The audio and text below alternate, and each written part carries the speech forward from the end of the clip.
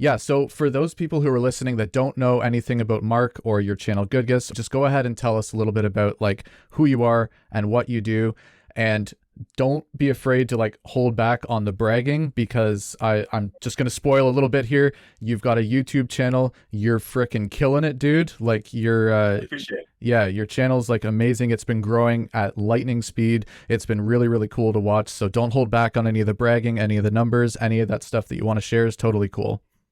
Awesome. Well, yeah, as you said, I'm Mark, going Goodgis on the internet, and I'm actually a full-time graphic designer. That's what I do currently as my full-time job.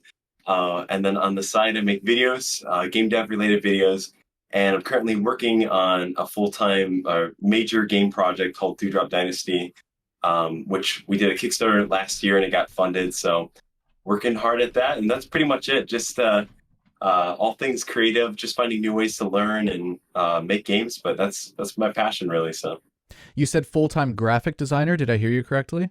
yes, yeah, I actually work for a Fortune 100 company that I shall not name, but as a full-time job, and it's a work from home position right now. So it's been fantastic, and they're super supportive. They know about the channel and they're very supportive about it. So it would be amazing eventually to do this full time, and hopefully not that's not too far off, so fingers Yeah. crossed. Fingers crossed, man. Yeah, like you're doing amazing stuff. And I hope it's okay if I go unscripted here and there a little bit. I know I told you I would, Go for it. but so I'm just blown away a little bit because you've got a full-time job, you work from home, that's fantastic. So you get to save the time on commuting and all that stuff. But you've got Dewdrop Dynasty that you're working on. And I know a lot less about the stuff that you've done in the past. But I know that you've done other stuff as well. I know that you've created a board game, I think, and had a successful Yep. Kickstarter for that. And other games as well, right? Do you mind just shedding a little bit of light on some of the past stuff you've done as well? Yeah, so some of the first things we did in my studio Fearth that we worked on were actually like little browser MMOs that we made using Construct 2, which is like I'm sure you've heard of it, but like drag and drop scripting language. So we made these online games. First one was Fantasy World. The second one was Whizbirds. And I wouldn't really call them, I would call them MMO loosely because it wasn't massive, but we did have multiple players online. And that's really how it all began. That's how we kind of grew our community. And then we quickly realized that like creating an online game in this like framework is terrible. So we decided to like hold off on those projects, which people still play Whizbirds to this day. It's still available. And so from then on, we kind of switched focus and we worked on a board game called The Keep, which initially started out as just a project that I was like, I wanted to find a good, fun board game with my friends to play that wasn't like break the bank expensive. Right. And I couldn't find any. So I'm like, you know what, I'm gonna try to make my own game. I had no intentions of releasing it. And I was in college at this time, and a couple of my friends were like, hey, you should pursue this. So with the help of my friend Brad, we worked on the game together and we released it. And yeah, it did mildly successful, a small release, kind of where I live, and people, played it locally. But it wasn't until the YouTube channel that people started wanting copies. So we did a Kickstarter for that. And we're actually currently in the process of looking for a publisher so that we don't have to manufacture anymore. Because if it's the worst part of like any board game or a game like that, it's easy to sell games. It's hard to produce them. So, Right. um, and from there, yeah, we've done a lot of other smaller projects. But really, the funny thing about Dewdrop is it was supposed to be like this small 30-day project that we're working on, and it's become something way, way bigger Yeah. than we ever could imagine. So I it's a understand similar that. story to the similar boat that you're in currently with your game. So Yeah, that's awesome, man. So what is it that got you interested in doing game development in the first place? Like, is that something that you've always been interested in since you were little? Just, a little bit of background on that. yeah, so it's kind of like cliche, but it really comes from me growing up just playing Nintendo games. I love like Nintendo 64 era, which is a fantastic era in my opinion, Yes, it and the was. GameCube era really inspired me. And just as a kid, I've always been a person that wants to figure out, like when I watch a movie or read a book or whatever, I'm always curious, like how do they actually make it? Yep. And it wasn't. It was actually a friend of mine one day he told me, he's like, hey, you can make video games, right? And I think I was like 12 at the time or something. And at that time, the only engine out there was like Game Maker. So I'm like, Right. really? I'm like, what's this Game Maker thing? So, but yeah, my dream has always been to just create like this awesome Nintendo aesthetic that really like other indie games try to capture, but it's hard to nail down. It's really hard to make a Nintendo styled game. So that's kind of where my passions started, and it's just grown ever since. I kind of set it aside when I went to school to be a graphic designer, but it was always kind of like burning in the back of my mind, like, oh, man, I want to do this again. I want to do this again. And it's just pulled me back in. So That's so it's one of the most rewarding and difficult things to do, but I love it so much. Yeah, you're right on the money there, man. It's like, oh, it's I can totally relate to the fact that it's like if you've got a dream of being a game developer, I think that you must be someone that likes some level of pain on some fashion, because it's like, oh my god, it can be so challenging, right? But at the end of the day, it's like I haven't had a day in so long where it's like, oh my god, I can't believe it's only like 2 o'clock in the afternoon. Like, oh my god, I can't wait for this day to end. It's totally the opposite, where I'm like, what? Like it's only 2 o'clock. It's like I've got so much to do today. You're absolutely right. That's the best way of describing it. There's endless work, but it's fantastic. It's like climbing. You think you're climbing Everest, but it's like 10 times taller. You're just not ready for it. That's That's awesome. right. N64 era. I loved the N64. Do you have any, like, just name a couple of your favorite games from the N64? I'm just super curious. Obviously, Ocarina of Time. Yep. That's a given. Yep. But probably one of the most influential games on the N64 was Paper Mario. There's something so, and this word is so overused, but it's just one of the most wholesome games ever created, and just story around it, absolutely love it. I grew up playing those. Obviously, Mario 64. I'm like a big Mario fan, playing the original Mario parties. Ruin your friendships. It's wonderful. Yep. That's awesome. So I discovered your YouTube channel a little over a year ago because of all of your devlogs for Dewdrop Dynasty, right? So you already give us a little bit of detail about Dewdrop Dynasty, but for those of us who are listening and have no idea what the heck Dewdrop Dynasty is, go ahead and shed just a little bit of details on that. Go ahead into whatever details you want, whether it's story, whether it's about your studio, because I'm actually a little bit confused about the studio, because initially I thought it was just you that worked on the game, but now I know it's you and Fearth Studio. So yeah, go ahead and shed some light on that a little bit. Yeah, so Dewdrop Dynasty is a super goofy, off-the-cuff Metroidvania. My intention kind of was to make something more lighthearted. It feels like the genre is generally darker games, which is totally fine, but I'm like it'd be cool to make something that's more lighthearted, kind of like Yoku. I guess Yoku Island Express is like a more lighthearted Metroidvania. But anywho, so it's really tongue-in-cheek, and your protagonist is a bee who falls into this strange underworld place called Underland. And it's kind of the reluctant hero where he just wants to get back home, and he gets into all these situations way bigger than he ever expected in the first place. So that's really what the game is. And it started out as this small project, like I mentioned before. And it's just every time I go to think about releasing it, I'm like, no, this isn't the game that I'm imagining. And the game has grown. And I realized that it's not because my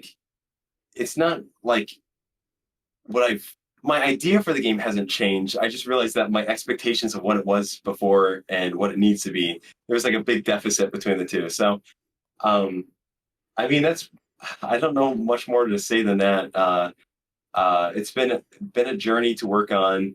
And you're right, it is kind of confusing because the devlog started out as just being me kind of working on the game. So Fearth Studio, I guess I should specify this. So Goodgis is kind of like my personal brand. It's just me making games or whatever. And then Fearth is like our publishing. It's a studio that actually we publish our games, and like Dewdrop will be publisher of Fearth. Gotcha. And so under Fearth, you have my brother who's our community manager. He actually edits most of my videos. I edited my videos for like the first year and a half, but now he edits all my videos. And then some close friends from college, Brad, who worked on the Keep with me, and Bonzo, who's our concept artist. He's done tons of concept artist art for Dewdrop. He's all the stuff for the Kickstarter. He made the art for. So it's still like development wise, I'm still the guy coding it. I'm still the guy directing it and doing Yep. most of the stuff. But it wouldn't be possible to do the amount of work and all the different things that I'm doing without support from the team. So, and my wife also does stuff as well. And she had like a pixel art channel for a season, a hot minute as well. So, Nice. but yeah, so it did start off. It was kind of like a group effort, and then Dewdrop, it became like a solo project. But I'm like, there's no way I'm going to get this done in time. So I've really been recruiting the guys, and ever since Kickstarter, we've even before that, we've just been all working super hard to build out this world. Like how do you build out a world in a Metroidvania? Like how do you build out these characters and these bosses? Like at its core, it seems like a very basic idea. It's just like play some rooms, play some bosses, play some item upgrades. But there's like so much more depth and things you have to think about lore and how do the mechanics work and is there a good hook to the game? Like all these things. And so it helps having people even just to bounce ideas off of. So that's kind of the situation with Ferrith, and hopefully eventually I would like for the guys to make videos of their own so it's less confusing.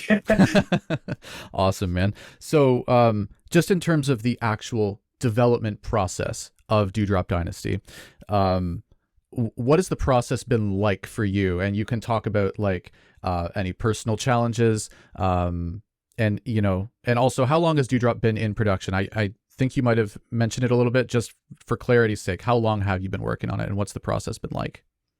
I think it's been 2 or 3 years. It's kind of embarrassing to think about how long it's been. But it started off kind of like off and on. We were in production. I'd work on it, and then I'd work on something else, another project, and go back to it. But it's really been the last year.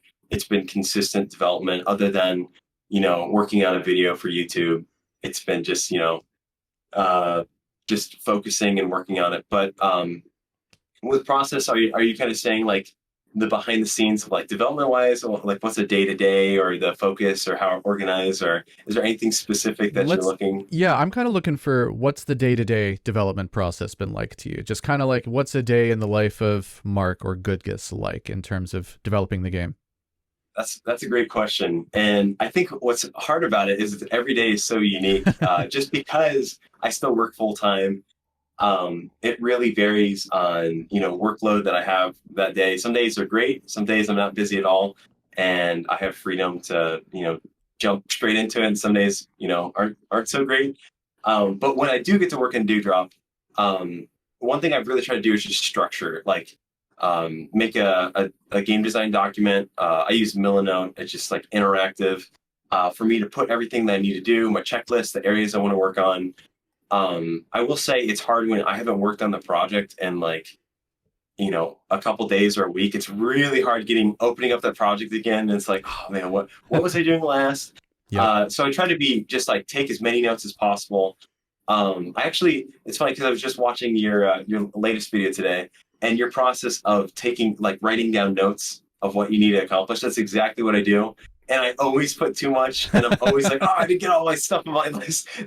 When you said that, I'm like, that's so real. I'm glad it's not just me. Yeah. So that's kind of, I have a bigger arching plan. And then right now I'm in level design phase. I literally have a sign on my wall right here that says Dewdrop Dynasty or bust, one area at a time. So every time I want to get distracted, I look at it. And so, yeah, we've really just been working on the areas because the level design in a Metroidvania, I feel like, is like 95% of the work. There's just everything revolves around it. So right now I've been having my brother, he's been developing blocking out areas of the map, just like on like pixel art map. And then I have Bonzo do concept sketches of some props for some areas. And then I'll just jump in and I'll start blocking out levels. And it's sometimes it's a little mind numbing because you're like, each area has to feel unique. Each room I want to have unique prop, all this stuff. Yep. So that's kind of my purgatory, probably for the next, I don't know, like three or 4 months.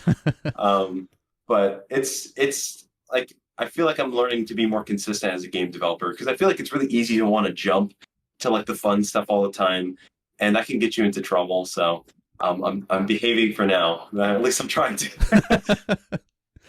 Yeah, so I I'm in so much agreement with you because I haven't you're far ahead of me and I'm not even working on my Metroidvania right now. I'm working on a roguelite. But it's one of those things where yeah, I think you're putting all of your focus into the right thing. Like Metroidvania, everything revolves around movement and everything revolves around how can the character, you know, get from one area to the next. Mhm. And it might be through something physical like a dash, or it might be through something a little more convoluted than that. But yeah, it's so much, right? It's like there's so many different little pieces in terms of how can the player get from A to B, and you've got all this big list, especially by the end of the game, this big list of abilities that Yeah, you have to take every single one of them into account in terms of how does the player get from A to B, and how do I block specific areas that I don't want them to get to yet. Like it's exactly. crazy. It's crazy. It's kind of like a chicken and egg situation too, because you have these levels that you need to make, but then you need the abilities, but you need the abilities to make the levels and the levels to make abilities. Like which ones do you make first? And we've kind of gone back and forth of we have some abilities made and then some we're just kind of waiting because I feel like as you build up the areas, you're like, what if you had this sort of thing? Like I feel like the areas, especially themed areas, kind of inspire like if it's a snow location, it's like, oh, maybe you want like a freeze gun or something like, or like I just some things come to mind when you're working on it. Yep. So really, that's kind of been our new approach is like design the areas, and then the next pass, what we'll do is like obviously we're thinking like okay maybe you'll get this sort of ability, but then once we get to there, if that ability's not made yet, then we'll play around with it. And we honestly that's another thing too is like Metroidvania is like you want to make them unique. You know, you don't want to Yep. be the same thing. And I had like a little bit of an existential crisis. I was like, oh no, like, is this game, does it not have a good enough hook and stuff? And then I just think back to Shigeru Miyamoto when he made Zelda. He was like, he didn't have any playtesters play the game. He didn't do any of that. He just made a game that was super fun for him. And he's like, if it's fun for me, it'll be fun for other people. So that's kind of been our new approach is like, instead of getting too caught up in this hook, it's like, let's just make something that's like kind of, you know, that's new that hasn't been done before. But instead of getting stressed about like, oh, what's the hook? It's like, let's just make the game enjoyable. If it's fun, then we can market it that way. You know what I'm saying? It's like it's not that hard. It's not that hard to convince people that something's fun if it's actually fun. Yep. But yeah, it's a challenge. I will say. I don't know why I picked this genre for my first like major release, but I really do enjoy it. I do love exploration games, and I will say over the 3 years of development, I didn't really play Metroidvania games beforehand. I've played them all pretty much now. So Yep. That's it's really cool to hear you say that because you don't hear that, at least I haven't heard that a whole lot in terms of not worrying so much about this unique hook. And I've played your game, or I've played your demo, sorry, and it's definitely unique in its own ways, right? So I'll go ahead and say that right out of the gate. But in terms of not worrying about revolving the design of the game around something that's marketable, it's like, oh, we need to have this one thing that makes it completely stand out from everything else. Like, I have to, and I can't use Hollow Knight as an example for everything, but I reference Hollow Knight a lot just because it did everything that it did so well, right? And yeah, I love Hollow Knight. It's one of my favorite games of all time. But to your point, it didn't really. Maybe the art was a little bit new. At least for me, it was. But in terms of mechanics, I didn't see anything that I hadn't seen before in that game. There was a little bit of exactly. bits and bobs from different things, right? And they freely told. I even saw an interview where they said like, "Oh yeah, we just stole all our good ideas from other games and kind of mashed them all together," right? It's Exactly. yeah, they did something that they knew worked, and they did it so well, so meticulously well, right? Like everything was so well crafted. So I'm not bashing Hollow Knight. It's just like yeah, they didn't really worry about having this hook. I would say their story and their art was probably their hook, but in terms of game mechanics, so it's really cool to hear you say that. It sounds like that's kind of the approach that you guys are taking, in terms of not making it not unique, but making it just like, I don't want to have to like, oh, let's make this weird thing that now we're going to focus all our marketing around that one thing in the game, and people are going to be like, oh, that thing is so cool. um Yeah, it's really hard to do that too, and I feel like if we were going to do that, and kind of new devlogs, I experiment where I talk about amelings and dungeons and things like that. And some of those things may or may not be in the final version of the game. We're, like, our problem early on is we didn't do enough prototyping because we didn't think the project would be this big. Right. So yeah, we there's just like hours and hours we'd spend talking about like what if we did this, what if we did that, and I'm like, you know what, I'm done. I'm like, really, all I want to make is Zelda, but like side scroller, not Zelda 2, but like Zelda side scroll. And so that's kind of the direction we're taking it now. And it's we don't yeah you don't have to reinvent the wheel. And I really like you said, even an art style can be a hook. And I think people will see it like. I think of my friend Jordan, who released Haiku the Robot. Like that game is a lot of people. It's very comparable to Hollow Knight, but people love it because it still has this unique spin. It's just like robots, like Hollow Knight's, but with pixel art robots. Yep. And doesn't do anything super radical, but it's a great game because of it. So you don't have to reinvent the wheel. And you have to put your spin on it, you know. And if you don't like it, if you're making something like that has weird like dating sim mechanics in your Metroidvania, like if you want to do that, go for it. But if you don't want to do it, don't force it. You know, just make a game you're happy with. So I agree with you completely. I think it's easier to stay motivated on a project when it's something that you really enjoy, right? It's filled with this is the kind of game that you would want to play. Yep, exactly. Yeah, that's awesome. Tell me, if you can, a little bit about like your highest moment. And when I say highest, I mean like it could be something that you're the most proud of, or something that you did that saved you a buttload of time, some system that you developed. And also like, what was your lowest moment in development where it's like, oh my God, I have to scrap like a month's worth of work? Or have you had anything like that? So just kind of like your highest high and your lowest low.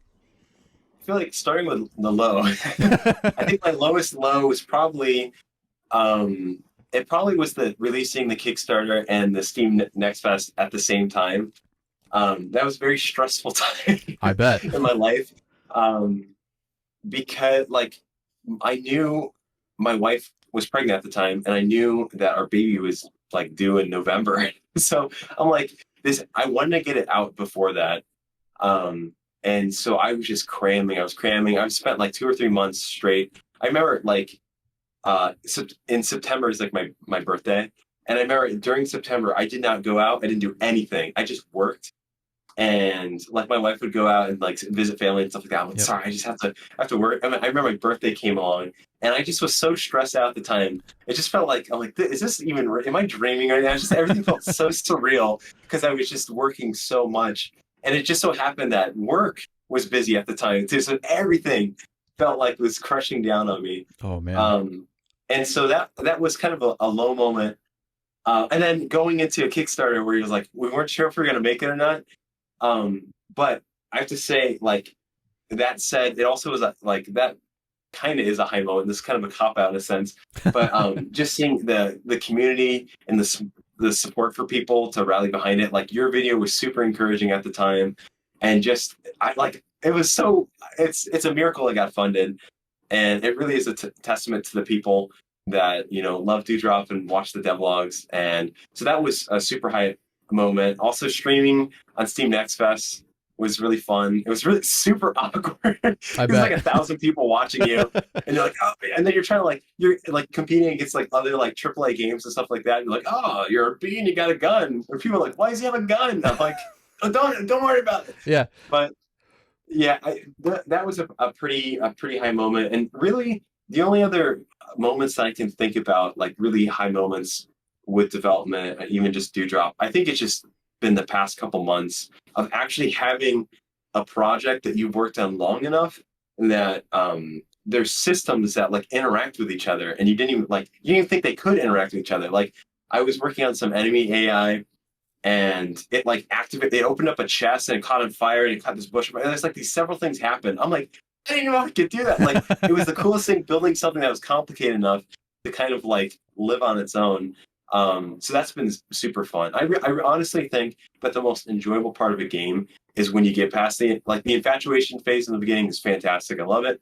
But then it gets hard, and then it kind of gets into that grind. But there's like a middle point that you reach where the mechanics are in place, and it's just working on it.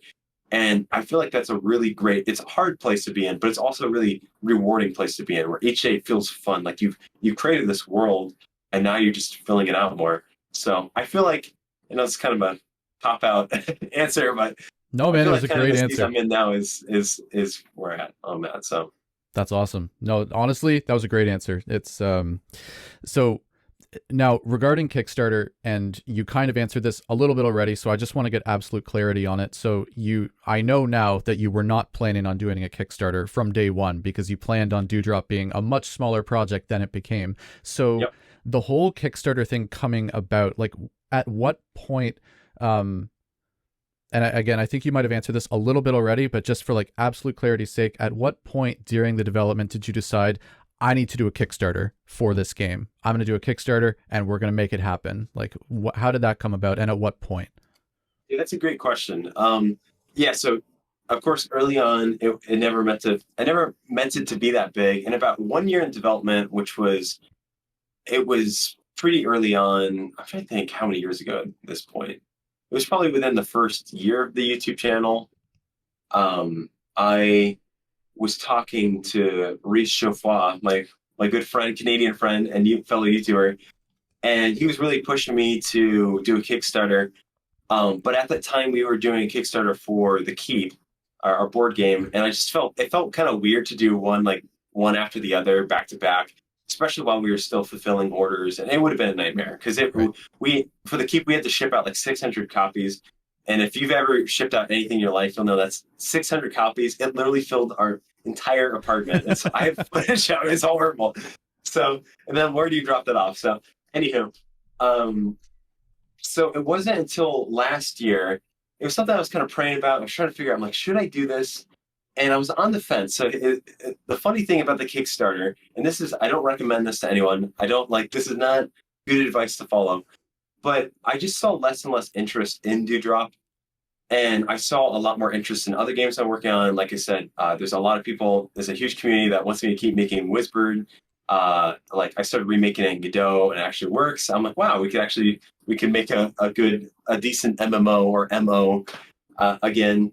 And there's other games that people are really interested in. So I was on the fence of like, okay, do people actually want this game? So the Kickstarter, in a weird sort of way, was to gauge if people wanted to see this game or not. It was like because I wanted to do it, and if it failed, I was like, okay, it just shows that maybe the game wasn't interesting enough or whatever. There's just not enough interest. That's fine. I can move on and move to the next project. So that's kind of how I viewed it. I went into it, but I didn't want to just like half-hearted do like a okay Kickstarter. I wanted to put everything into it. Yep. This was Dewdrop's last shot, and it really was. Like we even like halfway through the Kickstarter when we didn't know if it was going to get funded, and we actually thought it wasn't going to get funded. We actually were already working on drafting up ideas for our next project. We're like, well, I guess we can move on to this now, and that's just Oh, to help man. cope with it because we're like, oh no. So it really started. I think I thought about 3 months before the Kickstarter. I was like, this feels right. The timing feels right. I wanted to do it before my daughter was born. So I'm like, let's just go for it. Let's see what happens. And like I said, the results were very unexpected. At first, it was like super great. And I talked with so many other Kickstarters. I reached out to Jordan Morris, who made Haiku, and he gave me a lot of great feedback on a Kickstarter. I reached out to the developer of The Lone Fungus, Batsy, I think is his name. Yep. Super awesome, super helpful. He gave me so much like information and tips. I reached out to Monster, Sanctuary, like pretty much any roguelike that had been funded successfully in Kickstarter. I reached out, got advice. Reached out to other Kickstarters, and I felt really confident. I felt really confident that maybe we can hit 100K or something like that. I don't know. I was like lofty ideas at the time. So when we did end up releasing the Kickstarter, I was really shocked because I was like, man, how are we gonna pull through this? So it was an interesting experience, and I think I made a lot of mistakes. I made a lot of mistakes of when I posted it, the timeline of when I posted it. I don't think I had enough. This is a contradiction of what I just said earlier, but I don't think I had enough of a hook at the time or enough content to really sell the idea of it. because people, I had a lot of feedback. People were like, this looks like the most generic Metroidvania. I'm like, and it does. Like, I get what they're saying. Um, so I think even though I try to take as much time and research, you can never do enough research. You can never like make your page. You could always improve your page and do things. And I think also timing it with the Steam Next Fest, I really thought that the Steam Next Fest and people checking out the Steam page would like convert to sales on Kickstarter. I think it converted to like 10 sales on Kickstarter. So that's like, I don't know if that's specifically just in my case or just in general. I think people on Steam Next Fest are ready to buy something. They don't necessarily want to back something. So Gotcha. it was just a major learning experience. And then yeah, it honestly came down to the community. And like I said, we know how that turned out. So like I said, I feel like I did everything wrong, and the only reason that I was spared is because of how amazing my YouTube community is and how passionate people are for the game. So Yep. Is that so you were successful. So but it was obviously very, very stressful, and there was a lot of points where like I was following how it was going, and I was kind of like, "Oh my God, like I'm not sure it's going to make it," right? Like it was kind of like I was like, "Holy shit, like I wonder if he's got like a trick up his sleeve kind of thing." And so all of that stress and everything, I think I probably know the answer, but I want to hear it from you anyways. Like, would you do it again? Was it worth it? Um, I think it was a great learning experience. I think Kickstarter is also a great platform. Um, we've had a lot of success with like when we did the Keep Kickstarter. It was like we asked for $10,000 and we raised almost 40. So it was like it's very different. Then again, we made mistakes on that too, which we could have done better. So I don't regret it for the fact that it got it out there, it got in people's hands. There was a demo for people to play. It put it out there. We gauged interest from it. Um, Now, would I cram like that again? That's I'm not intending to. So, right. it was just it was such a stressful time, and when you cram, you're really you're not being as productive as you think you are. You're just like a zombie at that point. And I didn't stay up all night. I'm a firm believer of never pulling overnighters. Like even in college, I never got up early for stuff for overnighters. I'm like, no, if I'm just gonna accept my grade for what it is. Yep. And that's always worked out in my part because I just was well rested. I need my 8 hours of sleep. So but yeah, I think I learned so many valuable lessons from it. And I don't know if I feel like I would do Kickstarter again, but I know a lot more on what would succeed. Like Kickstarter is already harder for video games. Me personally, I think it's harder for video games. Or if you do something, it's got to look beautiful. Like Right. it doesn't even if you don't have an idea, if you just have beautiful art, people are like, oh, this is amazing. And the one thing that Dewdrop has is very deceptively simple looking graphics. Like people are like, oh, I can make that. And I think that's why a lot of kids like it and a lot of people respond well to it because it's very inspiring. It's like, oh, I can make a game like that. Whereas if it was like, like Hollow Knight, like most people like can't make art like Hollow Knight. You're just like, how do you do that? Like take my money, you know what I'm saying? So there's a lot of factors. I think if I were to do it all over again, I would like, yeah, I would think graphics first. You would have to think about how you're trying to sell it. And obviously has been more of like a passion project than it has been a business like endeavor, I guess. Right. Which it's a terrible idea, but we'll see how it ends. See how it turns out. So the feedback that you got, and that would be hard to take, right? That you said you got feedback saying this is the most like generic looking Metroidvania that I've ever seen. Do you think a part of that is like, as a developer, it's really, really difficult to put you like, because you've got the vision for the whole game. It's all in your brain. You have the big picture. You have all this like really crazy stuff that you want to put in, and you're going to give the players a really good time, but it's not all created yet. So do you think that a part of that is just like, it's really difficult to separate your own vision from what potential buyers are seeing on their screen, where they're kind of like, oh, like, well, they don't have your vision. Do you know what I mean? Does that make sense? Yeah, no, I feel like that's exactly you're describing what went wrong with the Kickstarter is we knew we wanted to update the artwork and make it like higher resolution and in a sense more colors and stuff because it was very monochromatic. And so going into it, it really was just a lack of time. And I think what would have helped the Kickstarter and make it way more successful is if we delayed it. If we delayed it back to, and that's, we talked even about like if it didn't go through, doing again in February or March, and then just like working on it more. Because like if people saw what the game looks like now, I think people would have been like, "Oh, this game looks incredible!" Like, because even the level of polish that we were at that point is like it's like here and we're here, and before it was like down here. So it is really hard. I think this is the hardest part about marketing your game before it's done. Is like people don't understand when they see it. Like it could be placeholder art, or it could be like, or like you could be working in the same area for 10 months and people are like, why are you still working on this area? It's like, I'm working on it because I'm working on these other mechanics and things like that too. So I think it is hard, but I think in the end, that's what, like for me personally, I work on devlogs and I keep, talking about Dewdrop, but the push for it probably won't be until closer towards the end. So people can actually see more of the width and breadth of the game. Because once they see it, they're going to be like, oh, like I get what he's saying now. Like this doesn't feel like you're just a bee with a gun in a desert and that's the game like that. Because that does feel incredibly generic. And it is hard separating like feedback from people, because everyone obviously they have their own idea of what your game should be like. And when you have a platform like we do, it's really hard because you want to you want your game to be better, you want to get feedback, but you can get to this place where if you take everyone's feedback and you listen to everyone, you're going to make the most generic, boring game ever. So eventually you have to just decide, no, you're wrong. And I'm going to add this talking rat who yells at you, or something really random. Like you just have to and I've got some, I've had some super weird feedback about Dewdrop. I'm like, I don't know where this is coming from, but no.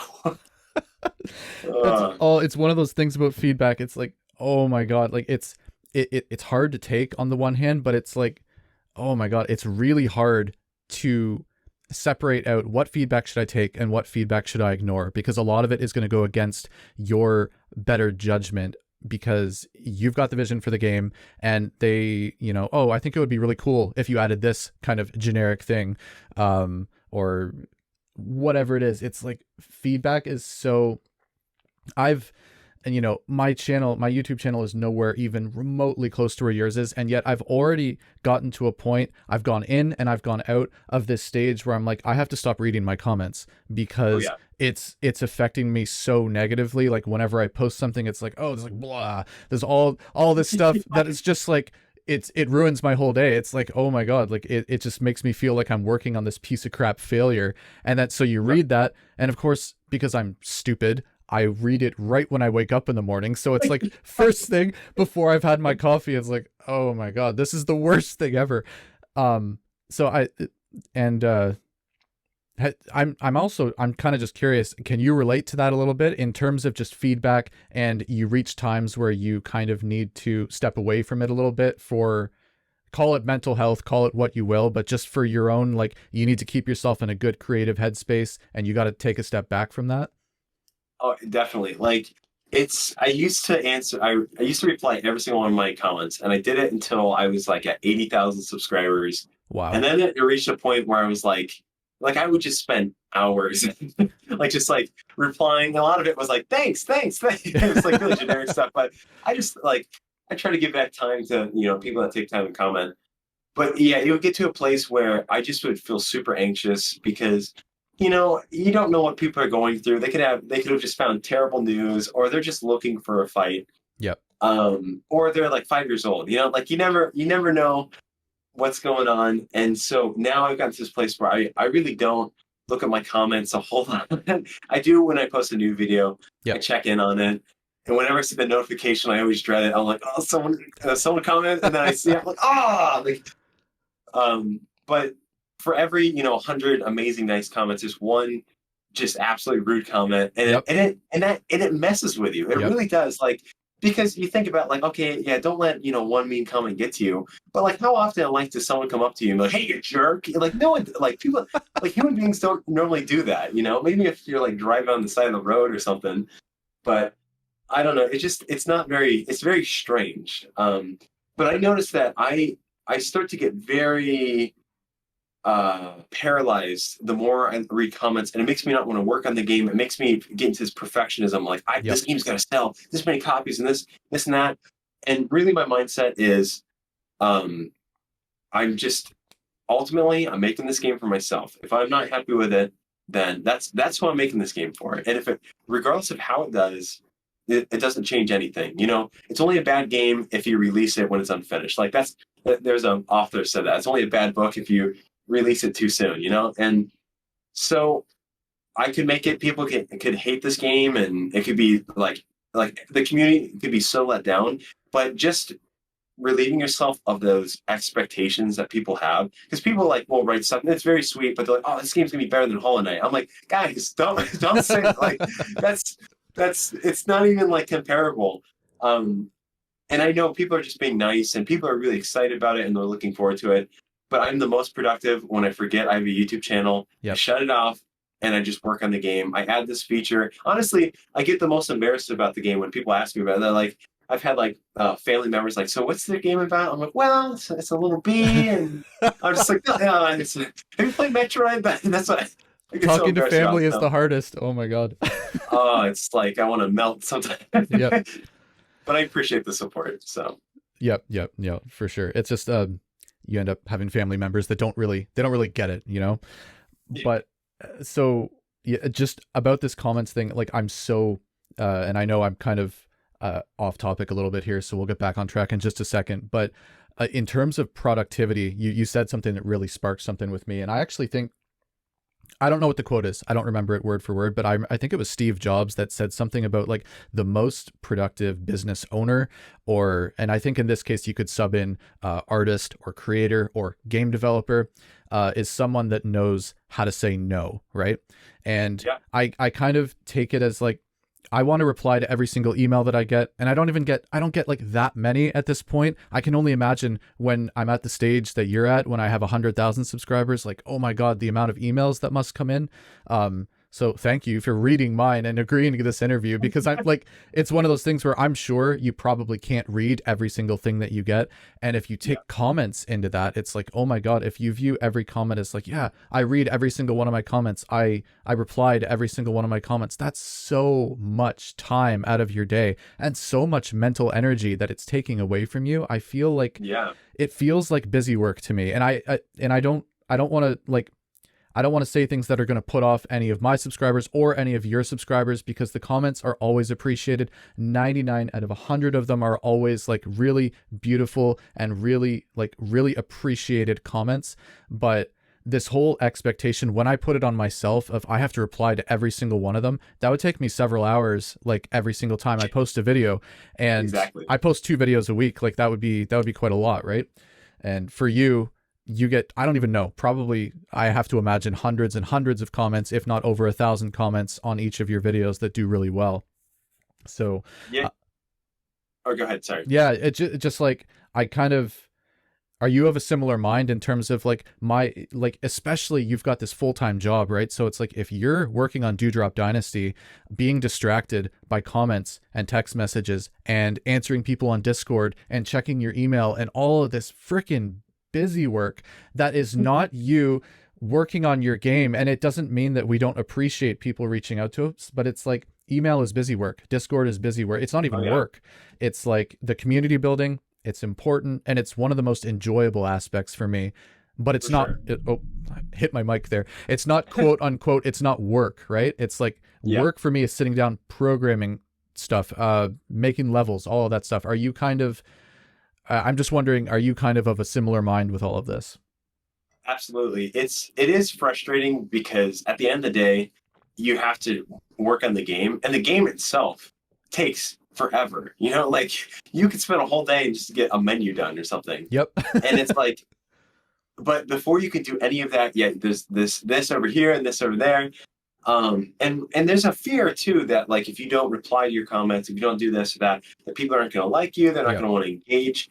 And I realized I was getting caught up in that. But I mean, like if you had, you know, even if you had 500 people walk up to you and be like, hey, how's it going? And they're asking you questions, like in person, you'd be like, I'm sorry guys, one at a time, raise hands, get in the line. You know what I'm saying? Like, yep. it's so much, and you only have like you there. Someone said it was a inspirational speaker said that even though you have enough room in your calendar, you don't always have enough room in your soul. You know, like they're just eventually just it just sucks energy from you. Yep. And like you said, like it's one of the most rewarding parts of just talking to people. Like Yes, it is. I don't even like anyone on my Discord can message me. Like I didn't make it so you can't message me. People message me all the time, random stuff. But I feel like that's part of what why I have this platform in this space is to be a part of the community and to encourage a lot of times as kids. And I'm just trying to be to encourage them to do game dev, pursue being creative, and just being an encourager. But when it comes down to it, it's like you have to work on this game. You know, Yep. it's like you can't make videos, work, and make games and reply to all stuff and emails and stuff. It's just too much. So really, what it's gotten down to is like I've really stepped away from commenting, and it's actually my brother also goes through the emails and he's like, hey, you should check out this one. So because a lot of times it's just spam. It's like Oh, someone yeah. trying to make me in. Like I've gotten Raid Shadow Legends has reached out like 10 times. I'm like, no, I'm not working with you. And like so it's stuff like that. So it's finding if you can, it's finding definitely ways to delegate that to people. And we have like on my Discord, we have amazing moderators and community, and that's what the Fear team is super helpful with that because I can pop in, say hello, chat, but I'm not worried about growing that, managing this, and doing that. And really, the more you can delegate, so you just have the time to develop is critical. It's the most valuable thing you can possibly do. So Awesome. for sure. Awesome. Cool. So speaking of comments and YouTube and all of this stuff, I have questions about YouTube because like Go I for it. said, you're absolutely killing it. You've got a lot of success on YouTube, and I think right now, I checked just a couple of days ago, your channel currently has like a little over 120,000 subscribers, I think. Correct me if I'm wrong, please. But do you think, as a game developer specifically, do you think that it's important to have do you think it's important to have a YouTube channel to find success in game development? I do think it's whether it's YouTube, whether it's Twitter, whatever platform it is. I think if you want to sell your game and you're not pitching it to a publisher, or even if you want to pitch it to a publisher, I think it's vital. Like I think it's the only reason. Like 3 years ago, I was just a guy sitting at a computer making games. I was like, I'm no different than I am today, but I have a following of people that love and support the channel and what I'm doing, and it's very surreal. Actually, if like I don't feel any different, you know what I'm saying? But with that now, Thomas Brush has a great video on this too. I think it was his 300,000 subscriber video. I love that He was video. talking about how that super candid. I love how honest he was, and just how having that community, it's more valuable than anything else because no matter what you do, you have people that are there to support you. Yep. And not everyone's going to be interested, and like I have people that subscribe to me because of the board game stuff, and people subscribe to me as the free software stuff, and all this different things. So not everyone's going to support you what you're doing, but it's better to have a community that supports you and no product than a product and no one who knows who you are. It's hard too. It's hard if you're just getting started. I don't know if I recommend it because I think you should just have fun making games. I think you should just make games, learn. But if you are committed to, you want to sell your game and release it, I would try to jump on the YouTube bandwagon while you can, because who knows how long this train's going to last. Right. That's my mindset is, I kind of think like the early indie titles. So you have like Braid and Binding of Isaac and these games that they got deals with Microsoft. There's really these unique situations, and then they had these connections, and that's how indie games became really popular. Yep. And it feels like the new way is through social media. It's like people just making like TikToks, or they're on Twitter. I've heard of games that just got like a bunch of followers on Twitter, just posting screenshots. Then they sold it and they're super successful. Wow. Or YouTube. Like you don't like the sad thing is, and this isn't something that should be abused, but I feel like even if you had a big following and you made a terrible game, people are still going to support you. Please don't do that, But like, but it's at this place where, and I've heard of people in the industry, they're like, no, you don't understand. It's like, this is you, that doesn't happen. Even in the industry, like people don't support you like that, like they would on a YouTube channel. So if you can, it's a hard journey. And I feel like it's survivor bias too. Like anytime you have something super successful, of course there's reasons why things grow, but like at the same time, if people just don't like you, then your channel's not going to grow. And that sounds really mean, but like if you're making something, if that's not what people are interested in, or maybe it's too niche, or maybe people just don't know about it, there's a million reasons why it might not grow. Right. But you'll never know unless you try. So I remember seeing Pontypants, when he hit 10,000 subscribers, I'm like, oh, I could do this. And that I just started making videos, and I never would have thought it would have gotten as big as it has. And it's actually incredibly surreal to like be here now. And it's very strange, to be honest. So yeah, because that's the perfect segue into my next question, because starting a YouTube channel is notoriously really, really difficult. Like, especially the beginning stages, it's like you're doing so much work for no money. But it's like, to give you some context, and I'm going to be a little bit selfish here because I've got you on camera, and I want to like soak up as much of your wisdom as I can, because I have published, I think, over 80 videos since I started YouTube. And I got to tell you, like, I'm very proud of the fact that we hit over 5,000 subscribers. That was a really, really exciting number for us. But like, your channel blew up so fast. Like, I think, and correct me if I'm wrong, but I'm going completely off memory here, but I think you had like 80,000 subscribers in your first year. Maybe it was a little bit more, a little bit less, but somewhere around there sounds about right to me. What? I think so. I think it was like maybe 50, 60, but it was somewhere in that ballpark. So what the heck, like, dude, what is your secret? What do you do? How did you blow up your channel? For anyone, for myself included, but for anyone that's listening that really wants to blow up like a social media, especially YouTube, like what did you do? And like just what's your secret sauce? Go ahead and spill it. Yeah, so I feel like there's a couple things. Of course, some of them include luck, which is like the dirty word. But really at the time I saw there wasn't a ton of channels when I started. There were, but of course you had Jonas Tyroller, who's like, love his devlogs, a big inspiration. And you had Blackthorn Prod and Mrs. and these other channels, but yep. There wasn't a ton of people. And like I said, I saw Vimlark, I think it was like 2020. I'm pretty sure it's 2020.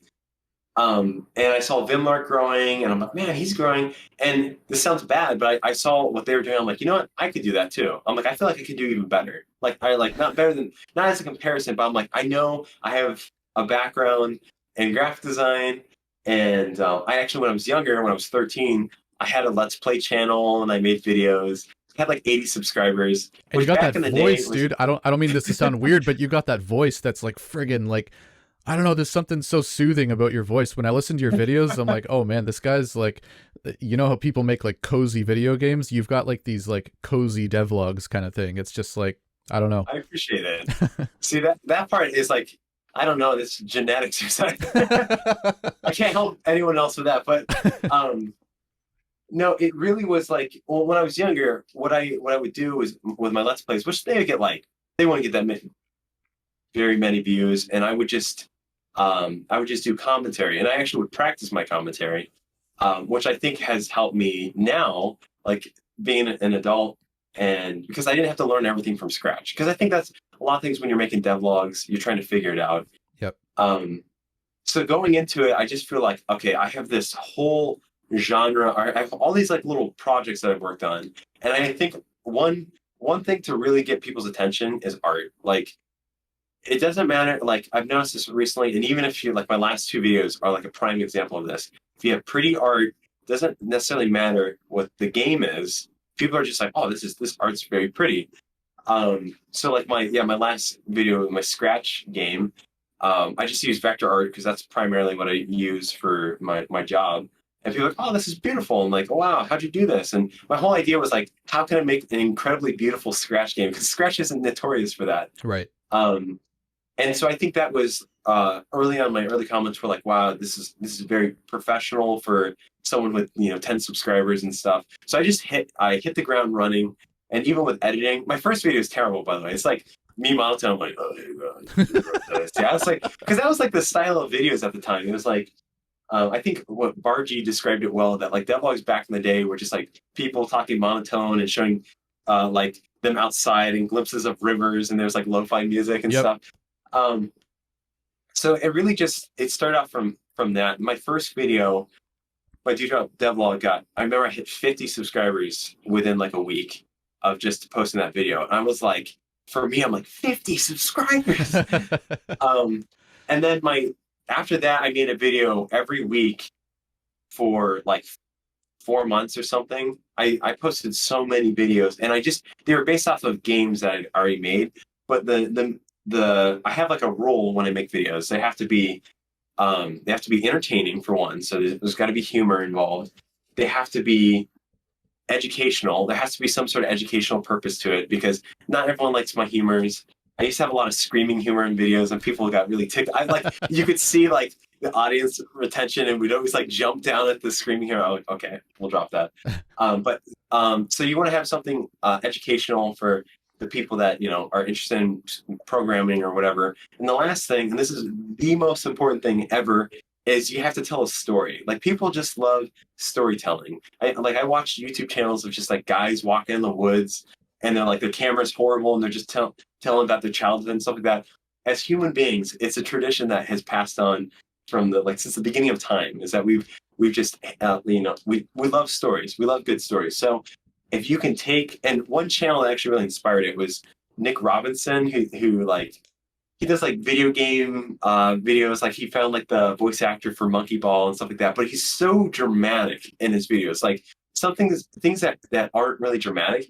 He just does such a great job of making it feel like it's the most profound thing ever that he went to McDonald's and got a McChicken or something. Like, and because of that, you get excited. You're like, oh, and there's like this climax. It actually feels like this story. Um, so I feel like the combination of having an art background and editing. My brother also like self-taught editor, but he was like into film. So it was like a no-brainer after a while to have him switch over and edit. I think those really helped me grow early on. Um, but there were seasons because there was like I feel like only recently have I had significant growth compared to like some of my other friends on YouTube who just like they would get like 20,000 subscribers in a month, which is absolutely insane. Like I don't Wow. know, like like Polymars, like how'd you do it? So, um, so I never had anything super viral, but it was just really consistent. And I tried one thing is just being experimenting, seeing what people like. I tried doing software videos and seeing if and those did really well. But I realized I'm like that's great, but I don't want to just be like a software guy that people are like, hey, what software should I use? Like that's like then people aren't really going to care about what I'm doing. They just want information. And then I guess I started out kind of as like a motivational speaker guy, like, hey, this is what you should do with your games. And I feel like I've stepped away a little bit, stepped away from that, and now I'm more in the entertainment role. So it's the funny thing too is the longer I go, the less I edit. Like the less editing we do, the more raw we make it, and the more authentic. Because I feel like that's really what people want to see. Um, so I don't know. It feels weird. It feels like there should be some secret sauce, but really the thing is like thumbnails, titles. Like if your video is a bad idea, you're nothing's gonna save it. No Right. editing's gonna save it. If people aren't interested in it, if it's too niche, like I did a video, one of my worst performing videos was me doing a video on a game jam I hosted. Of course, it's not gonna do well because it's so niche. Right. The reason I made the video was to support the people that did the jam. So it wasn't like I was trying to like hit a million views or anything. But I found that really right now the best thing to do are like more broad videos involving programming. Like my Python video did super well because like the game dev community is probably like I don't know 500,000 people. I don't know, maybe it's more, but it feels like it's around 500,000 people. But the Python community is like 8 million people. And there's people that use Python that might be interested in game development, even if they don't make a game. Yeah. So trying to find those broader interests, and Scratch is like one of the most used, like everyone uses Scratch. A lot of kids use Scratch. So finding really broad interests, and then still, like, when I do a Dewdrop devlog, it doesn't perform as well, but that's okay because it's still there for people to check out. It's kind of like, hey, here's my fun video, and here's something more niche if you're looking into it. But I feel like that's kind of what I've learned over the past couple of years, and every year it feels like it gets a little bit easier. Sometimes you just hit a drought where you're like, your videos just don't do well, and you're just like, why? And you start like to try hard more. You're like, maybe I'll just I'll make a game and hold my breath for 24 hours. You just like, it starts to get insane. It's like, no, just keep it. You don't have to overcomplicate it. So I think Mr. Beast says that, like, don't blame the algorithm. There's ways to solve it. Maybe what you're doing is too niche. Maybe it's too broad, and just keep experimenting until you find that. And once you find it, keep like jumping on it. Like, that's what Polymars does such a great job. He finds a niche, and then he just keeps sticking with it. And he's grown so much. His second channel is like, it's not bigger than his first channel, but it's getting there. So wow. I was actually, if you saw me looking down, it's because I was taking notes. So for if anybody's interested in a summary, I've got art is like super, super important. If the art looks good, then people really do care. So having a nice looking art in your video is super important. You're going for kind of an entertaining / educational / tell a story type of approach. I really like the story thing too, because you're totally right. Like, since the dawn of time, people love hearing stories, like even like caveman paintings and all that stuff. Like, it's just from way back, obviously. Authenticity, really, really big. I'm finding even with myself now too, like, my wife has always done the editing for the videos where you see me on camera. That's always been her. I do the tutorials because she doesn't know code, so it would be really hard for her to be able to like piece it all together, right? Yeah. But that isn't as much work for me. That's pretty easy to do. But the Monday stuff, the editing's gotten a little bit easier, I think, and I'm doing a little bit more ad-libbing because it's like or not ad-libbing, like I'm just going a little bit less on the script, because authenticity, I'm noticing, seems to be really, really important, and I'm noticing it. I'm having more fun when I'm doing that. I notice that performance seems to be doing a little bit better when I do that, so I can vouch for that as well. And obviously thumbnail and title and broad interests. So thank you for that. I was jotting notes down while you were talking. Of course. Yeah, it's one of those things too, like, sometimes people just hit it. They have a season where they do super well, and it always like sucks when that's not you. You're like, oh yeah, so-and-so's doing well, and you're happy for them, but you're also like, oh, man, what am I doing wrong? But in my mind, I feel like if we all grow as a community, it's only going to help all of each other. So I'm really big on trying to help other channels and see how they grow. And a lot of times they end up passing me up. I'm like, oh, what'd you do? And then I ask them for advice. So that's awesome, man. So yeah, thank you so much for that.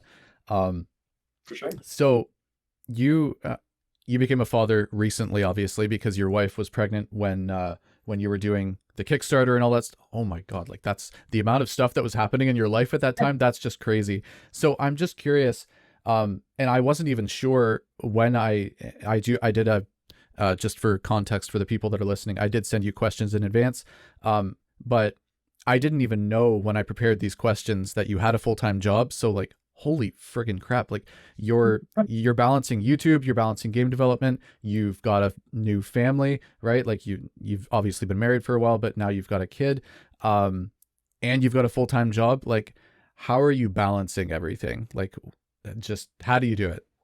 It's tricky. I feel like sometimes I do it better than others, and I definitely, when the baby was born, I had time off, and I just took that time off. I'm like, I'm doing nothing for a month. I'm just like, just spending time with family. And I thought, I was like, oh, it's gonna be great. I can rest up. And no, of course, having a baby is so much responsibility. Yeah. But yeah, it is tricky. I think my biggest secret of doing all this stuff is just the support group I have around me. Like I said, my brother is like super helpful. He's really goes behind the scenes, but he just helps his job is to make my life as easy as possible. And doing that, it just has allowed me to actually have time to work on it. And I will say it's very hard having my daughter's like, she's almost 7 months now, and she's just at an adorable phase. But she's the cutest, most amazing distraction ever. Because I'm just sitting here working, and she's talking, I'm like, ah! and and so it's a new learning curve. It's like my wife and I are talking about like, okay, how can we have times where it's like, okay, I gotta hide in another room, put on headphones, so noise canceling headphones, like forget about me for a couple hours so I can work. And there is this sense of guilt, especially with working home, of like, oh, I need to be spending time with my family. Obviously, like that's such a privilege that most people didn't. Like my parents never had that privilege of, being able to be at home all the time. Like my dad was always busy working and stuff. Yep. So sometimes I forget that. I'm like, no, it's okay. And I actually had a friend of mine who owns a design agency, and he told me, he's like, you're gonna need a separate space to kind of protect that, so you don't fight guilt all the time. So I'm kind of in this like in between of like it's working for now, but I'm definitely looking into like, I don't know, working from a coffee shop or something, getting out so I have more time to just focus. Because I'm not a person, I can't sit down and work for 30 minutes. Like I need at least 3 hours. Give me 3 hours, perfect. Yep. Otherwise, if you're gonna interrupt me like every 5 seconds, or if I got emails every 5 seconds, like whatever, that's fine. But I can't get into like deep work because it just pulls you out every couple of seconds. So honestly, I don't recommend people to do all this juggling, this juggling routine. But it's surprisingly has worked out for now, and it's really motivating me to finish Dewdrop, continue to grow the channel, and hopefully be able to go full time here soon. So it's just if one I guess two things to focus on: the channel and game development. But because it's a lot, and it is frustrating when you have work piled on work, piled on work, piled on work, and then you have to do the stuff that you don't want to do. Yep. And that takes the most time. You're like, oh, it's so aggravating. So we'll see how it turns out. I guess Dewdrop will be the sign of how successful that is, but I guess it's working out. So. Yeah. It's like you're pulling the words right out of my brain. Like I am, my wife, Nikki, she is like, it's so weird the way that she works. She works all over the house, and she works in like tiny little bursts. And I don't freaking understand. Like, how do you do that? How do you work for like 20 minutes here, 20 minutes there? And then, take a little break and read a book. And then, I need hours. I have actually found, even though I'm really comfortable in my office here and it's private and it's quiet, like, being at home while, my son's off at school during the day, but my daughter is home, and I have to go to the library a couple of days a week just to like get some really good game development time in. And it's like, I'm not nearly as comfortable there, and I don't have two monitors there. I'm just bringing my laptop, and I'm under the fluorescent light, but it's like, oh, I've got like, I can be here for like 6 hours and just like plug in and friggin' get crap done. You know what I mean? So yeah, I think it's even just like, it's funny. My brother's been trying a new thing where he edits outside, like with no internet. So he has all the footage and stuff ready, and it's because you have less distractions. You can't be like, oh, I need to check my email, I need to play a game, I need to do this. Like you just have to work. Yep. And that's kind of like a wonderful. It's kind of stinks, but it's kind of a wonderful thing too, because it's like, all right, no excuses, get to work, let's focus. But it's honestly, it's a challenge. I like major respect to the people that just like, I don't know. I don't know how you would balance it going full time. I feel like the best opportunity if you want to start doing game dev, do it while you're young, do it while you're in school or something. Yep. Because it just life gets so much harder. There's a GDC talk where someone said once you have kids, it's hard mode. So game development is hard mode, but yep. I love doing it. If it takes a little bit longer, that's okay. It's at this point, in my perspective, it's not a matter of like if I'll release a game, it's just a matter of when. And if it takes a little bit longer because of it, that's okay. I'd rather have a family that I get to spend time with instead of like killing myself to like work all the time. So at that point, it's not worth it. So yes, that's awesome, man. So just to kind of wrap up a little bit on like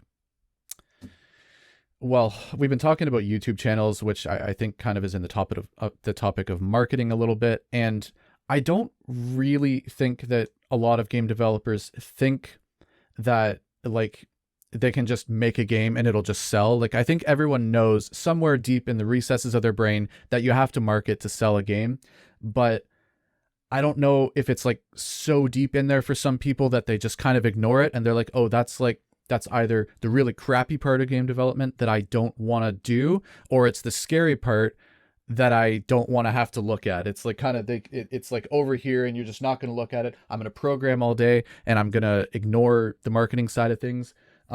At least I can say that from experience because I've been doing this for a long time and I've only recently started really putting my stuff out there.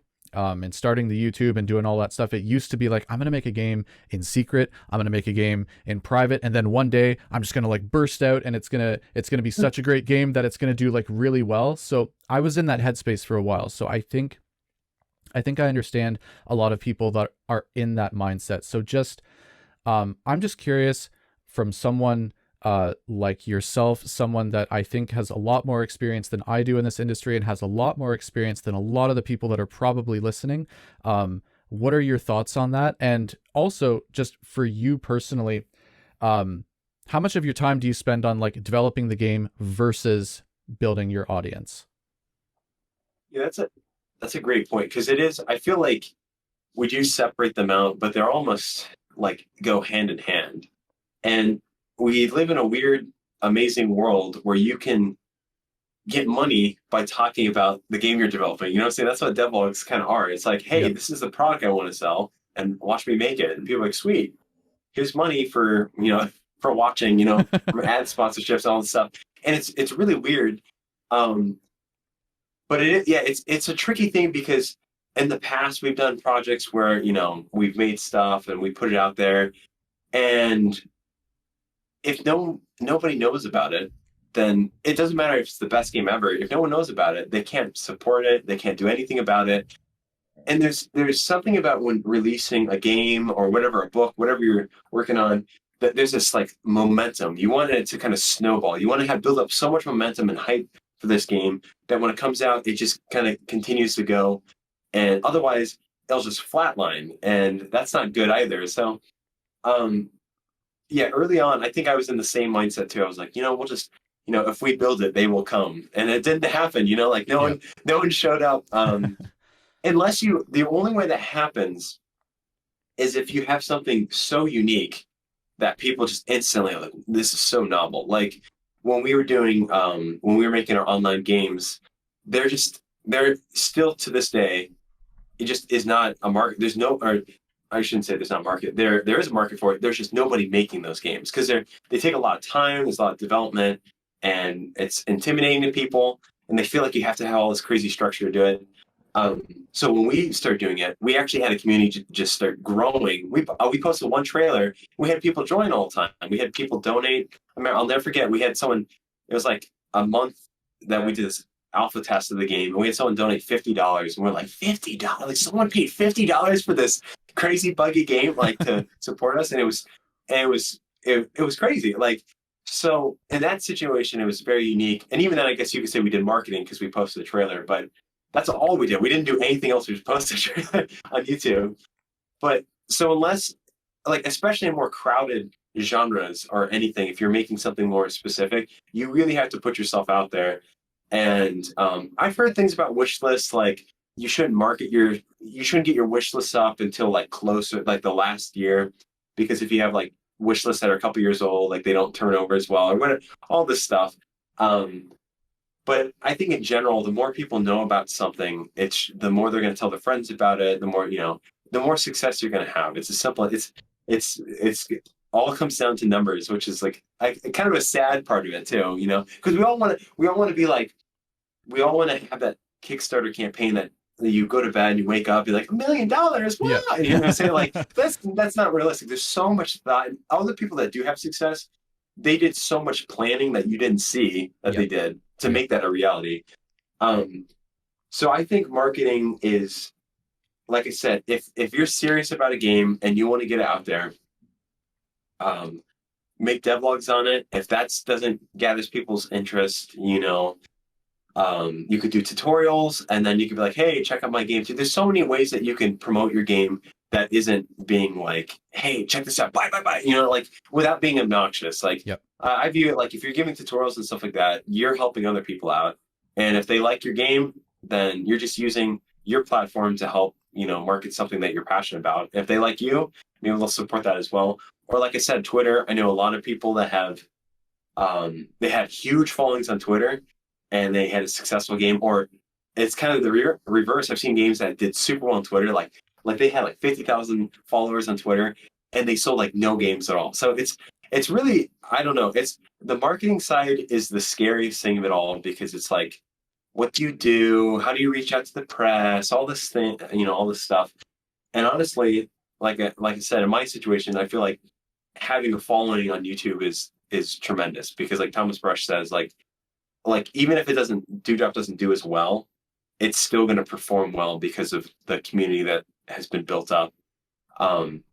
So I feel like taking the time now, and obviously, like if you're just starting a game, like maybe don't like show everything. Like it's okay to have mystery, because there's also people complain about like, yeah, man, you showed your game in every devlog, and then I bought the game and I saw the game. It's like, so there's like a fine balance of keeping this mystery. I think that's really important. Keeping this mystery of like, oh, I'm working on something, but then like giving glimpses of it.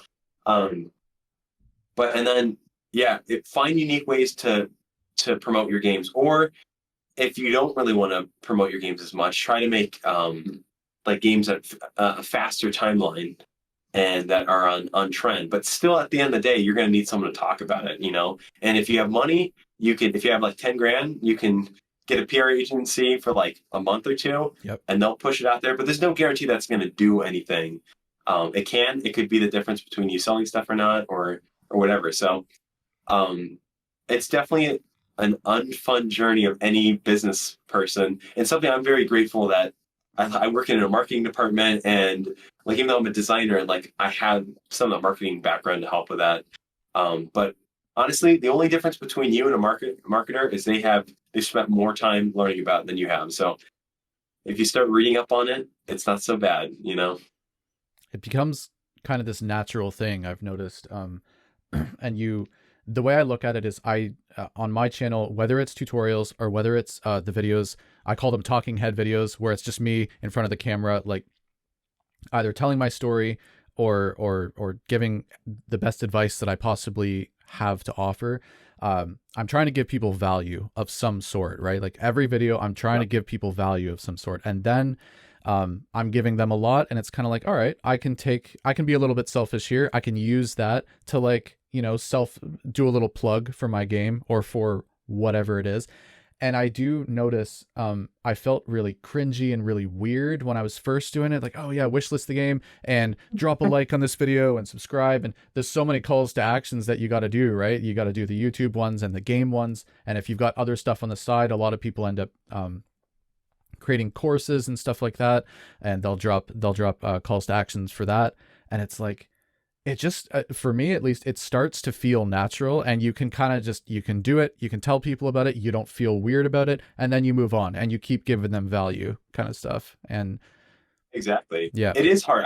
I still struggle with it today. Like, I'm like, oh, I guess I should promote this thing. And then people are like, wow, it's funny because it's at a point now where people yell at me if I don't promote something. Like, I didn't know this came out. Why didn't you tell me? I'm like, I didn't want to bother you. I don't know. I'm like, it's that artist side of me, like doesn't want to pester anyone. I'm sorry. But then like, it's also like, if I want to do this as a full-time gig, you have to, you have to ask people. And honestly, a good perspective is a lot of times people want what you're making. Yep. And they want you to tell them about it. So it's not like, if they don't like it, that's fine. They just can skip ahead or whatever. You know what I'm saying? It's not, you're not hurting anyone's feelings by showing them something that they maybe you are, but if they don't like it, they don't have to buy it. It's as simple as that. If they don't want to support you or whatever, it's completely on them. But there could be someone who's specifically looking for the game you're making and be so happy that you told them about it. So yep. If you think of it that way, you're doing people a favor. So yeah. That's a really healthy mindset to have, I think. And I think a lot of people could benefit from thinking that way. So that's awesome. Thank you for sharing that. Regarding wish lists for your game, do you have like an ultimate goal for what you're hoping your wish list count to be by the time that you release the game? And I don't want to ask you like what is your wish list count right now, unless you're comfortable saying that, but I understand if you're not. So if not, are you anywhere near your kind of your I your realistic goal? Like what is like the top level that you think is kind of achievable, not like a million wish lists, right? Because I think a lot of, you know what I mean? So yeah, go ahead. Yeah, so of course, everyone says the magic number is like around 10K. So that was my initial goal, and we're like at 9,000. So I'm almost at that goal, and that's not bad for like not really promoting the game that much as we could be. Right. But really, I would like to get it moving on now. Now that we've almost hit that much, I would like to get it obviously to like 20,000. I feel like that's a comfortable number. I mean, your game could still flop at 20,000. I know people that had 100,000 wish lists and their game made like less than $100,000. So it's all comes down to how you get them. If it's just people are uninterested, and that was a really rare situation, but so that's kind of my goal. But like I said, I've kind of been waiting closer to release to actually start pushing it. Steam Next Fest, fantastic. If you don't have a YouTube channel, it's the best way to get wish lists. I think we got like 3,000 wish lists just from that. Nice. So it's a really great way to get people to check out the game. And honestly, I feel like I could get more wish lists faster if I was better at promoting. But I need to update. It's all those things you got to update this. I need to update the Steam page. There's so much needs to happen before we even get to that point. Yep. But you'll probably be seeing a lot of annoying posts about it closer to the release. But that's kind of where I'm at. And I feel like if you're it's people say some people say it's like 12 to 7,000 is like the magic number. I would like to hit like 15 or 20 to be safe. I think that's what Jonas. Maybe Jonas really had like 40. I can't remember. I think he had like 20 or 40,000. I don't know how much he had. 20 is popping into my head, but I'm going off of memory as well. I think 20 sounds right. So I feel like that's a pretty safe number. I think that's more wish list than most games would have. Yeah. But that's also very unique. Like to get 20,000 people to wish list your game, like that's pretty intense. Like if you think about even if 10% of the people subscribe to me would wish list, which I feel like is still kind of a high percentage. Yeah. It's still a lot. So, I would say there's a great chart. Can't think of the guy's name. But there's this great chart, this guy on Twitter who talks about game design, and he has this whole like spreadsheet, like graph of like, hey, this is how many wish lists you should have, and here's what you should kind of price your game, and all these really helpful things on Steam. But obviously I have no idea if any things are true or not, because I haven't released anything yet. So take everything I'm saying with a grain of salt. And if Dewdrop's successful, then this is your number one resource for education right here. So I have not checked. So I'm curious. If you go to Steam and you go to like top wish listed games and you filter by indie game, is your game on that list yet? Because if it's not, I know it's got to be close. I have no idea. I didn't even know that was a thing. So I'll have to check that. Because I don't know if you're familiar with Lost Relic Games' YouTube channel, but so I really love his stuff. He's got a great channel. And he did a video pretty recently where he was, and it looked like it's the kind of thing that could be faked, but he's not that kind of guy. He's a really authentic guy. Yeah. So he was just playing random games on there, and then he stumbled across his own, and you could see the genuine like shock, and also like he's really happy, obviously, right? So and he was a little bit cryptic about it, but he said to give you guys a bit of a context in terms of what it takes to get to this list, 5 digits. So you've got to be like. You got to be really, really close. It sounds like if you pass 10,000, you'll be on that. I think it is a finite list. Like when you're on the page, it looks like it goes on forever and ever and ever, but it doesn't. It has an end. My guess is 250, the top 250, but don't quote me on that. I'm not sure. But I was just curious about that. Look into it. Hey, I learned something new. All right. So regarding you personally, like you've been working on Dewdrop for a long time now. That's, like it's, and I don't mean that in a bad way. I mean that in the best sense of like, holy friggin' crap, that's like a long time to work on one thing and be like, I gotta keep going, I gotta keep going, right? Like there's always that pull of other projects that can be so much more exciting because of the infatuation Sure. stage. So what keeps you motivated to keep working on Dewdrop? I'm sure that Kickstarter helps a bit, but you know, like what else is keeping you motivated to keep on working so hard to get this game done? Yeah, another great question. Yeah, Kickstarter, obviously, the financial or just like the integrity as a man to finish this game for people that paid for it, obviously, is high on my list. Yep. But even before that, oddly enough, when we started working with a composer, Peter, uh, he like just working with him and starting to pay for tracks. Normally, I'm not a type of person if I buy something, I don't normally have attachments to it. Like, oh, I wasted $100 on this thing. I don't have attachments. I'm like, all right, I spent the money, move on. Like, I don't think about it too much. But there was something about having a composer work on the game that made it feel like, oh, this is actually a real game. Like it went from me being like some guy just making a game and whatever to I'm working with a agency to produce an OST for the game, and I'm like, this is an actual game. So that was a huge boost of motivation. And every time we get a track from Peter, it's just like, oh, it just gets me super excited to work about, continue to work on the game, and also the community. Like, because I used to be the guy, I would work on a project 2 weeks, move on. Like every 2 weeks, I would just do that and move on and perpetually just make cool prototypes, and that's it. Yep. But the seeing how excited people get about a project, and getting fan art all the time. People like, oh man, I can't wait. What's this guy? And like people ask about the lore of the game, and it makes you excited because I'm always been one that I love to create experiences. I feel like that's kind of my calling in life, is just to create great experiences for people, whether it be like videos, whether it be games or whatever it is. Yep. So creating an experience for them, it makes me excited because I'm like, oh, they have no idea, and I'm going to do this, I'm going to do that. So I think having a community is, like I said earlier, it can be discouraging because it's like, oh man, I got to make this great. But it's also incredibly motivating because it's great working on something that people are waiting for, like, and they're patiently waiting for it. And so that really, helps me stay motivated.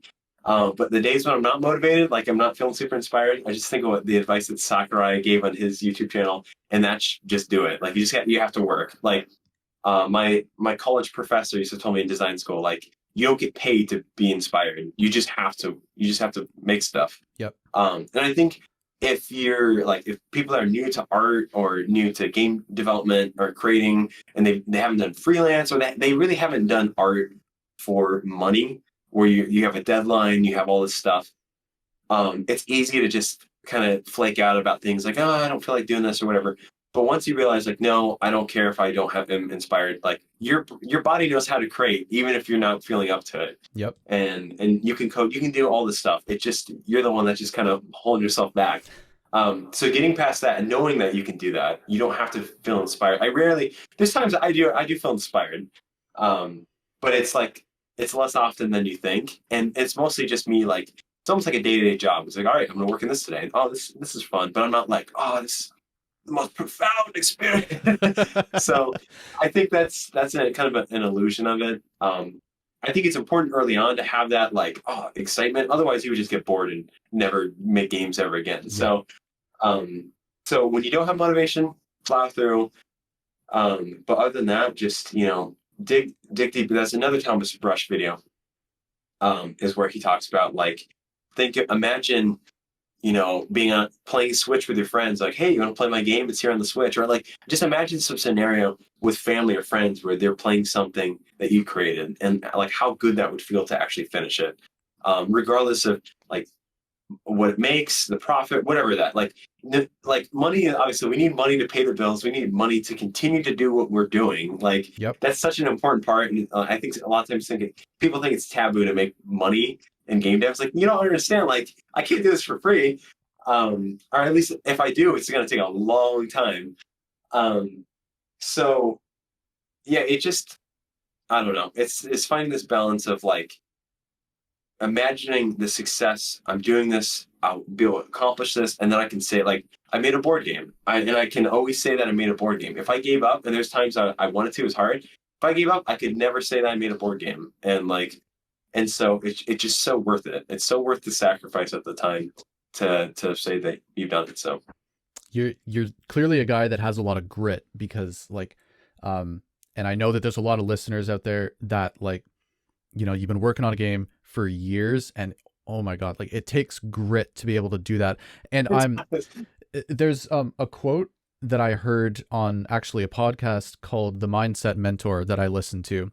And it has nothing to do with game development, but it's all about like getting you in the right headspace, getting you in the right mindset to like get stuff done and like create the life that you want to create for yourself, right? And regardless of what it is that you want to do. And he said something that really inspired me, which was action breeds more action, and inaction breeds more inaction. So I'm wondering if for you it's like on those days where it's like, oh, you're like, I don't want to, I don't feel like going down, or wherever it is. For me, it's downstairs. I don't feel like going downstairs and working on the game today. That sounds like the worst thing. And, and that is the reality of days some of the time. But it's like often when I'm having those thoughts, it's not when I'm in my office working on the game. It's never when I'm in here actually working on the game. It's when I'm upstairs, I'm sitting on the couch, or I'm watching an episode of TV or something, and I'm like, I don't want to go do work. I want to do more of what I'm doing right now, which is nothing, right? Yeah, exactly. Yeah, I feel like you nail it on the head, because soon as you're like, once you actually get into the groove of it, you're like, oh, this is so much fun. Like it's like there's sometimes it can be like, okay, this is repetitive. Come on, let's move on. But for the most part, when you're actually doing the thing, you enjoy it. But it's the convincing yourself that you're going to do it, and that's something I've been struggling recently. I took a couple vacation days, and coming back, it's just like, it's like, oh, I gotta work. It really is. And like, people ask me like, how do you create all the time? How do you do this all the time? I'm like, that's literally what I do. That's my hobby. And if you create all the time, it gets easier to create all the time. Yeah. And when you don't create all the time, it's easier not to create. Exactly what you said. So it does get easier. And the best time I feel like for development is when you're on a roll. You just keep doing, you have a rhythm. And every time I worked on MMOs, it's never been like, oh, I have to work on that. It's always been like, oh man, I can't wait. Cause it's like my favorite genre to work on, really. But then it's like, what we said in the beginning, is like the whole day passes and you're like, what happened? All I did was program one thing and it's like midnight. What happened? So and the funny thing, no one talks about this either.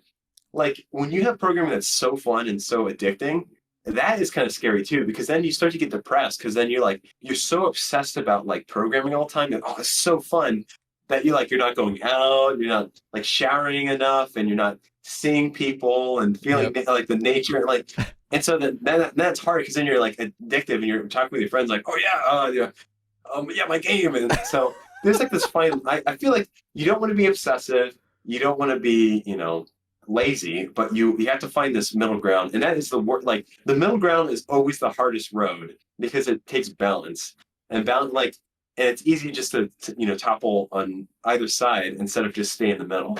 So, but if you can do it, balance creates consistency, and you'll actually finish something. I'm friggin' writing that down, man. Balance creates consistency. That's freaking amazing. So you're full of wisdom, dude. Like I just want to pull out as much of you for as I possibly can. But regarding people who are just starting out, and like everyone on YouTube, everyone everywhere loves to talk about how hard game development is, right? And I think part of that's pride, and it's like because it is a lot to learn, and once you get to that stage where you've learned enough to be able to create a game, it's really cool. It's like, holy crap, like I can actually program something and stuff is happening on my screen when I pick up my controller. Like that's mind blowing. But for people who are just starting out, what advice would you give them? Just broad, overall, generic, just big advice. What would you give them? Yeah, I feel like you don't listen to people on Quora telling you you can't make an online game or what. Like I hate that so much, and I don't even like to throw around the word that much, but like I can't stand it when people are like, "Oh, you can't do this genre. It's so, you know how hard it is. You're gonna have all this money." Like, but the problem is, it's like, okay, if someone wants to make an FPS game, if they're super passionate about making a photorealistic FPS game, let them do it. If you're starting out and that's what you want to do, it doesn't make sense for you to learn how to make maze games. I get it, it's complicated, but you will learn more by struggling and trying to create this game and going on this path than you will by just like following some tutorials on something that you don't care about. Like it's just a like proven fact. They found this even with language. Like the most effective way of learning another language, not programming language, but like Spanish or French or whatever, is by doing like an activity that's fun for you. So if you hate flashcards, don't do flashcards because it's not gonna help you. And the same is for programming. So like I said, what really got me into wanting to make games is Nintendo, and also playing RuneScape as a kid. And I'm like, oh, it'd be so cool, make your own online game, all this stuff. And that's actually making online games is what's got me into making Metroidvanias and board games and all these other things, because I learned so much from it. And it took me years to figure out. Like I was 13 trying to figure out networking and I couldn't figure it out. I'm like, all right, well, I'll give up for now. I'll try again next year. Yep. And I did that for like 10 years until I finally, I'm like, oh, this is so easy. Like, but my brain just wasn't developed enough for me to understand it. So yeah, I think that would be my advice is like, if you like something, go after it. It doesn't mean you're going to be successful in necessarily like commercially, or you may not even finish it, but that's okay because at least you're doing what you want to do and you're going to learn so much more from it. Because like I said, if you're making Flappy Bird clones and you hate Flappy Bird, then what's the point? You're making something that you hate. And granted, you have to learn the fundamentals. And even like more recently, I've been trying to become like a more well-rounded programmer, because I still always view myself as an artist first, then like programmer second. Right. So I've been learning more lower level languages, and like doing a video in C++ was like the hardest thing in my life. It's so difficult. But I'm making these more simple games again because they actually sound fun for me now. Like now it seems fun to make a snake type game or a Pong or whatever. Like, but if you don't want to do that right away, just obviously pursue what you're passionate about, and you're going to find you're going to go a lot further. And honestly, at the end of the day, have fun with it. Like I know this it's like that stupid when you go on like a Minecraft server and like rule number 5, have fun. But like it's so important to have fun, because if you're not having fun, then why are you doing it? Because even like game development, like it is a grind. You're talking about this. It's a grind. It's rough, but it's still like so rewarding. It's like it's so much fun, and I think work gets a dirty word. That's like it's kind of we Yes. associate it as a dirty word. It's like Yes. oh, you're working, but working is fun. Like solving a puzzle or like working on a puzzle and you're frustrated, like and once you solve it, you feel so good about yourself. Like that's work. But how come we're like, oh, that's fine, but no, actual work is bad. So understand that working and getting frustrated and having your low moments and high moments, like it's okay. It's still fun. And I can't stand it when there's books. People write books about how to have fun or like how to make games fun. I'm like, this is something that all humans should know how to do. Like you don't need a degree, and it's actually it's a reason that a lot of Japanese video game developers, they don't hire people who are developers. They just hire I just saw some video that this lady at Capcom, she's a game designer, and she had a degree in economics, but they hired her because she just was passionate about making games. She knew nothing about game development, but she's a great designer because she's passionate about it. And she like I said, people know what's fun and people know what's boring. So have fun with it, enjoy the game, and if the game's fun for you, it's hopefully going to be fun for other people. I imagine that there's at least 1,000 people on this planet that will find something similar and enjoyable as it is. So I guess that would be my two big takeaways for beginners. So that's awesome, man. Well, thank you for sharing that so much. And before we kind of wrap this thing up, I just want to open it up to you. If there's anything specific on your mind that you want to share with anybody, feel free. Or if you got nothing, that's totally cool. Yeah, I guess my last thing I will say is the game dev community is wonderful. Like on YouTube, there's so many people here that are encouraging you. Like this channel, like giving you good advice, and there's so many people that are give their time and their energy because they love it and they're passionate about it. And so this is a great place to be.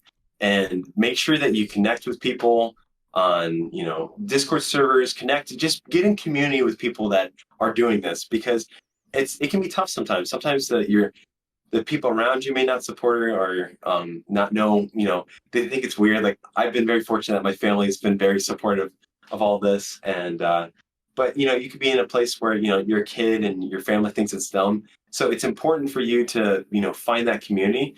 And also, if you do have success, my cousin said this to me when I was becoming a designer. He took me under his wing and he taught me a lot of things.